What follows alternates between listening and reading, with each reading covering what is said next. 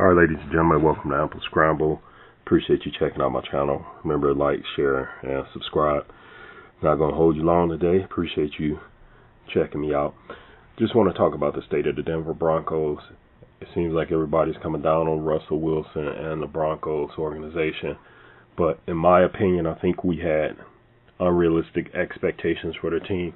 Yes, Russell Wilson is a top 5 starting quarterback, but you can't take anyone and put them in a situation where they're A, moving to a new conference, B, moving to a team that has a first-year head coach, along with the altitude adjustment here in Denver as well. So there's some adjustments that had to be made. We're only, 6 games into the season. All is not lost. And I'm just doing a quick video on this. I'm going to start off by giving you the records of the teams in the AFC West. Kansas City Chiefs are 4-2, actually tied with the Los Angeles Chargers at 4-2. Third place is the Denver Broncos at 2-4, and last place is the Las Vegas Raiders at 1-4. And as you can see, no one is running away with the AFC West. It's still wide open. No one's running away with the title, and it's still possible for the Broncos to come out on top of this.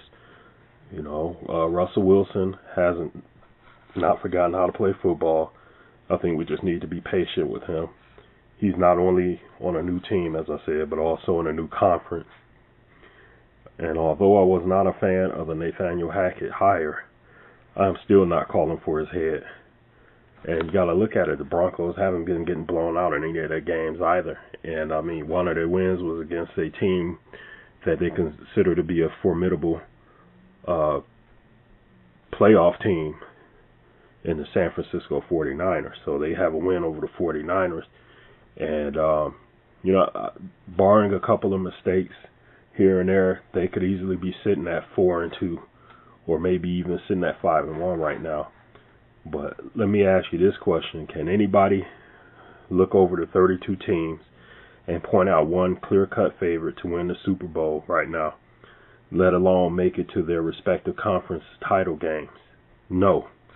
I know people are going to say that, the Eagles are coming on strong and the Buffalo Bills are coming on strong, but we're still early in the season.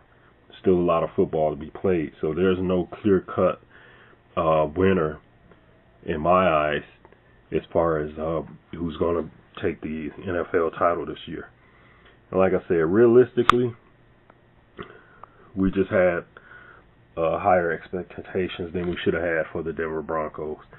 But looking at the rest of the schedule, I can see the Broncos possibly finishing at 11-6 as Russell Wilson hits his stride.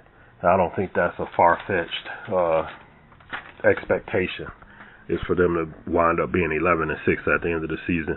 I don't see too many games where they may not win, or games where they'll be outmatched. I mean, the only 2 games that I see, I think they're going to split with the Kansas City Chiefs, and the Baltimore Ravens may give them a problem. But other than that, they should be able to handle any of these other teams that they have.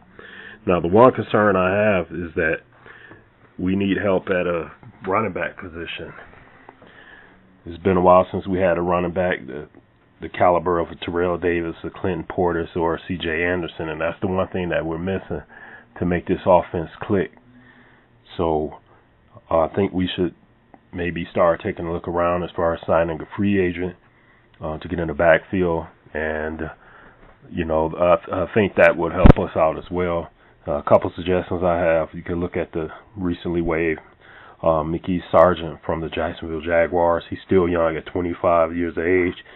My favorite is Mateo Durant, 22-year-old running back. He was released by the Pittsburgh Steelers out of Duke University, and he's available on the free agent market as well.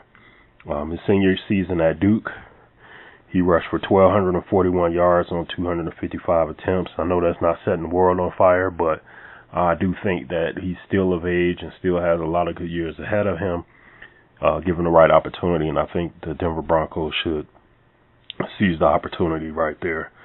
Leave a link at the end of the video so you can see some of his highlights. So Denver Bronco fans, basically what I'm saying is just chill.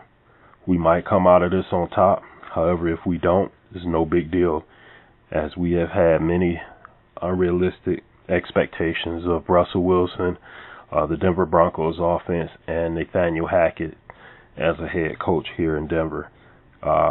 Everything was set up for Aaron Rodgers to potentially come to Denver, so that's why a lot of the moves were made, and when that didn't manifest, this is what we left with. And I mean, Russell Wilson is not a bad consolation prize, and like I said, if the Broncos hit this stride at the right time, they may wind up making it into the playoffs this year, and a lot of these commentators will wind up eating crow. I don't believe Russell Wilson is washed up by any means whatsoever, and like I said, the Broncos haven't been getting blown out in any of the games. So I just think we need to take a chill pill, be patient. If we wind up having a losing season, that's fine. We're just going the next season, and things should be rolling a lot smoother. And like I said, I'm still not calling for Nathaniel Hackett's head yet. I mean, we ain't even giving this guy half a season, and I know he's shown some flaws and has some shortcomings, but give him a chance to learn it, and let's see how it works out here. Just at least give him to the end of next season, and if it turns out to be a dumpster fire next season, then we need to make a move. But other than that, just hang in there. And Broncos players, keep your heads held high. Go out there and do what you got to do against the New York Jets and move forth this season. And in the words of Russell Wilson, so Broncos country, let's ride. Thanks for checking me out.